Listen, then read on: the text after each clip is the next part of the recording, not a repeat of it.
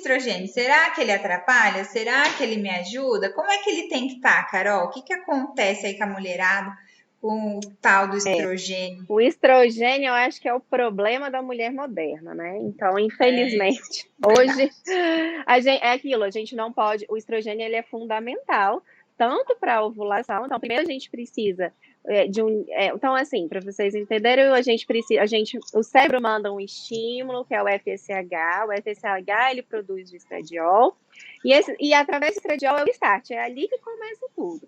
Então, meus folículos começam a crescerem, eu vou ter a predominância de um folículo dominante, ele vai maturar, porque as pessoas acham que só a progesterona que é importante no amadurecimento, mas não, é principalmente Não do é? estradiol. Ele que vai fazendo a maturação desse folículozinho. Folículozinho é como se fosse a casa, né? É a casinha que tá no meu óvulo, depois do óvulo vai ser liberado lá quando eu tiver o pico do LH. Mas eu preciso de quantidades satisfatórias do estradiol. Eu não posso ter baixo estradiol baixo, porque se eu tenho estradiol baixo, eu não vou ter essa estimulação folicular. Além disso, o estradiol ele é fundamental para o espessamento endometrial. Então, ele que começa a espessar o endométrio, a preparar as camadas, aquelas camadinhas trilaminares que a gente chama do útero, e aí depois a progesterona ela segue esse processo. Mas se eu não tenho um endométrio espessado, né, é uma qualidade boa desse espessamento, eu também não vou ter implantação. Então, tudo começa lá no estradiol. Só que o que a gente está vendo hoje? A gente precisa de equilíbrio. Porque se eu tenho estrogênio, eu falo que ele quer ser o rei, e aí ele não deixa a progesterona atuar, sabe? Ele quer ser só ele que quer aparecer na cena. Então, se eu tenho muito estrogênio e não deixo a minha progesterona atuar, então eu tenho um desequilíbrio, que é o que a gente chama de predominância estrogênica, isso não vai dar certo, porque eu preciso da progesterona, como a gente acabou de conversar. E a mulher moderna hoje, ela tem predominância estrogênica na grande maioria das vezes, né? A gente começa a ver, a gente pega os sintomas. Então, mulheres com TPM, com enxaqueca, irritabilidade, dor mamária, fluxo menstrual intenso. Quem não tem isso hoje, né? Então, você começa a fazer uma anamnesezinha lá para avaliar isso. Eu Todas. tenho isso, todas têm isso, né? E muitas vezes a gente dosa a nível laboratorial e a gente vê realmente valores muito altos, né, de estrogênio e baixos de progesterona. É claro que isso geralmente faz uma confusão, porque a gente precisa da dosagem progesterona. A progesterona, por exemplo, quando a gente dosa no início do ciclo, como a gente dosa, é porque isso todo mundo sabe, né? FSH, LH, estradiol tem que ser dosado lá mais ou menos no terceiro dia do ciclo. Só que a progesterona, ela sempre vai estar baixa e ela tem que estar baixa nesse iniciozinho do ciclo. E as pessoas fazem um pouquinho de confusão. Então, geralmente, a gente dosa a progesterona, eu gosto de dosar a progesterona pós-ovulação. Então, 7 a 10 dias pós-ovulação, para a gente realmente conseguir ver se se ela ela teve tá o boa. pico, se ela tá boa. Mas, então, a gente faz essa avaliação. Se eu tenho muito estradiol, não é legal. E aí, por que essas mulheres estão com predomínio de estradiol, né? Então, geralmente a alimentação péssima, né? E aí entra tudo, né? Você mais do que ninguém fala disso todo dia.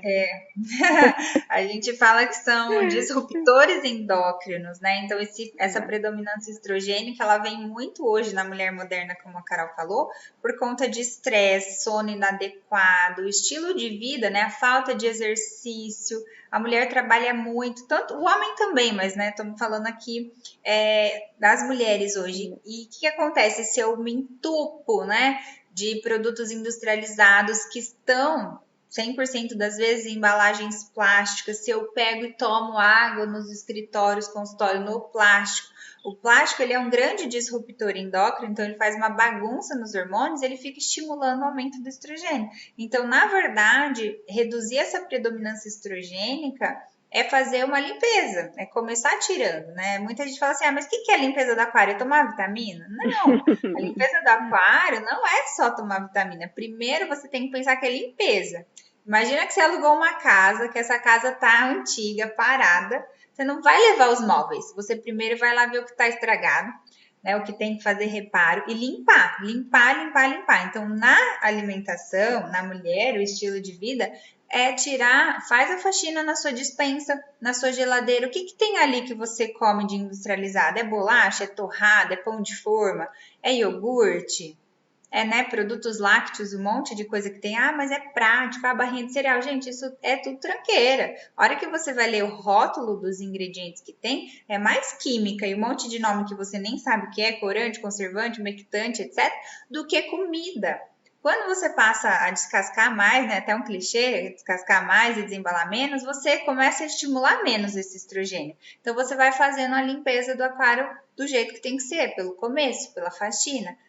E, obviamente, a gente não pode deixar de falar do intestino aqui, porque quando a gente tem toda essa bagunça hormonal, não adianta eu tentar jogar umas vitaminas ali para tentar recuperar o meu aquário, né, a minha qualidade, porque o meu intestino nem absorve, tá tudo bagunçado ali, né? Meu intestino tá poroso, eu tenho mais facilidade de ter fungos, né, crescimento de uma canja, de ter bactérias, de ter parasitas intestinais, os vermes mesmo, do que saúde.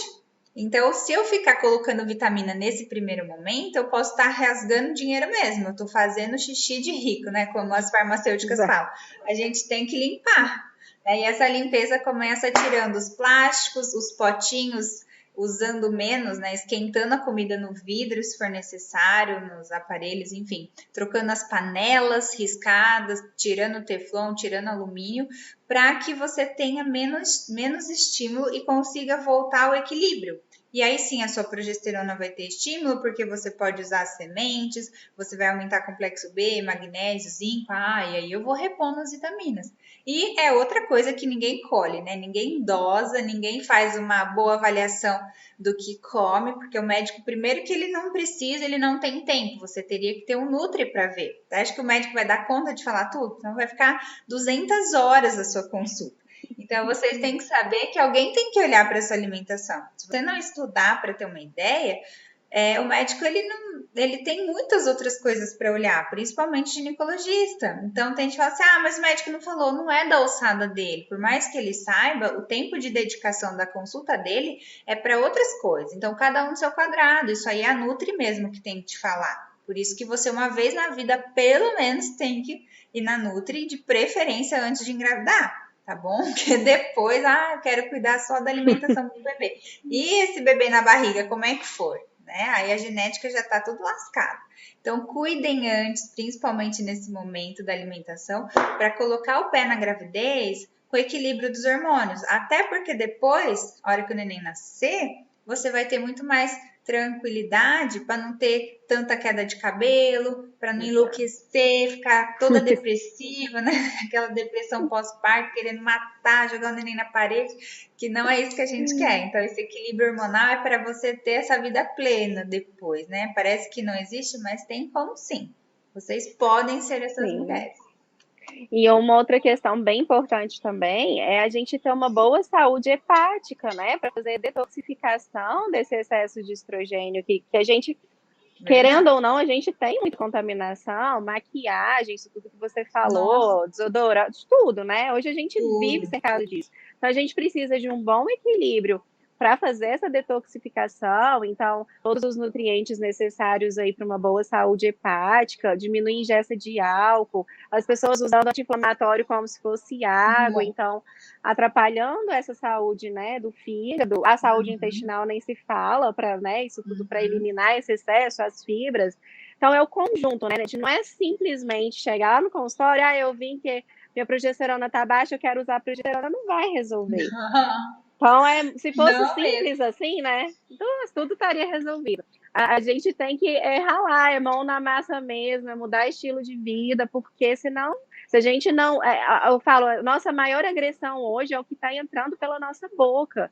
Então, se a gente não melhorar, né? E não tem como, gente, tratar infertilidade, gestação...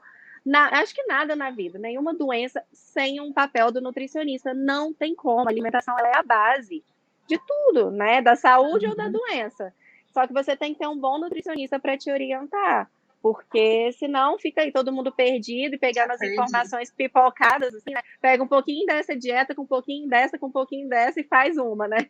Então, assim, é melhor nem começar. É melhor Exatamente. vocês não fazer, correr o Precisa. risco, né, gente? E na verdade, se fosse fácil, e não tivesse tantos problemas assim, não teria tanta infertilidade. Então não é fácil mesmo, mas vamos usar a palavra que É. é desafiador, mudar o estilo de vida, porque nem a Carol, nem a Mônica a gente vai conseguir fazer a dieta por você, ou botar você na esteira, ou numa bike para fazer atividade, ou chegar aí na sua casa e falar, ó, tira essas xícaras daí de plástico, essas coisas. Não!